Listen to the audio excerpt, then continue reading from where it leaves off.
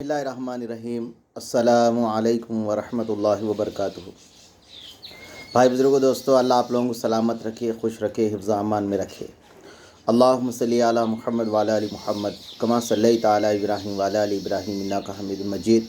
اللہم بارک علی محمد وعلی آل محمد کما بارکت علی ابراہیم وعلی آل ابراہیم انک حمید مجید۔ میرے دوستو، میرے بزرگوں، اللہ کے نبی علیہ السلام کی دعاؤں میں ایک دعا یہ ہے، اے اللہ مجھے آپ کے راستے میں شہادت نصیب فرما۔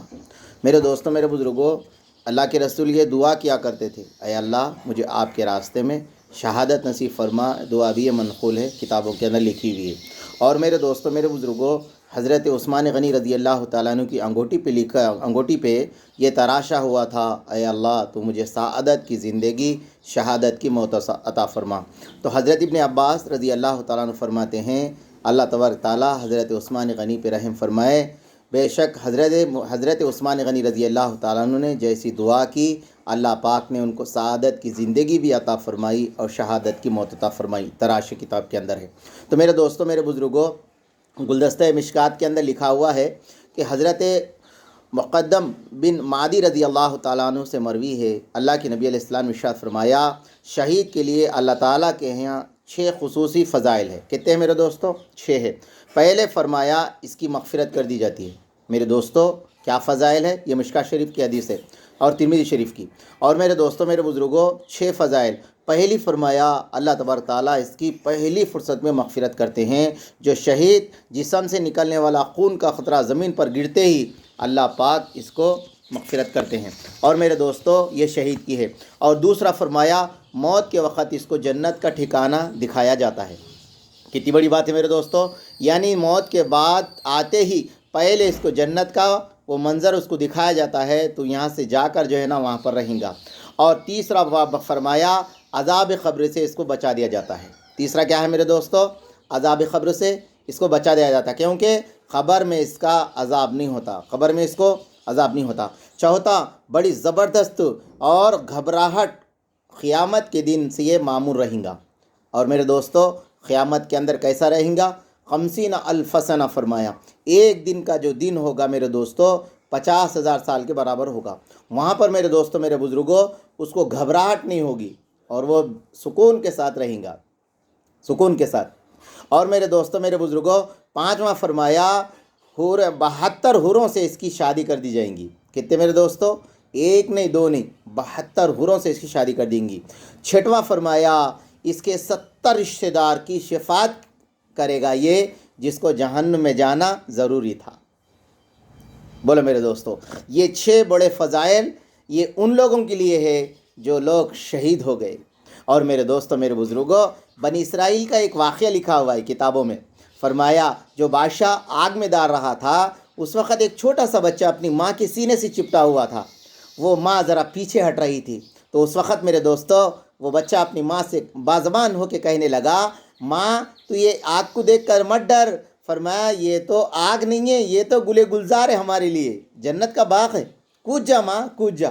تو میرے دوستو، میرے بزرگوں، فرمایا موت سے پہلے ہی اللہ پاک ان کو جو ہے نا ایسی تکلیف ہوتی میرے دوستو، جس طرح چمٹی کٹی اتا۔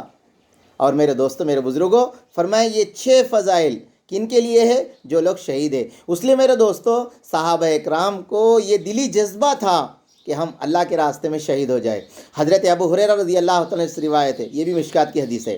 حضور علیہ السلام نے ارشاد فرمایا، انبیاء علیہ السلام کے بعد جنت میں انبیاء علیہ السلام کے بعد جنت میں داخل ہونے والے سب سے پہلے کون ہوگا میرے دوستو؟ وہ ایک شہید ہوگا، سب سے پہلے جس کا نام آیا ہے۔ حضور نے فرمایا انبیاء کے بعد جنت میں داخل ہونے والے وہ ہوں گے جو اللہ کے لیے اللہ کے راستے میں شہید ہوں گے۔ اور دوسرا فرمایا حرام کاموں سے بچنے والے۔ کس سے میرے دوستو؟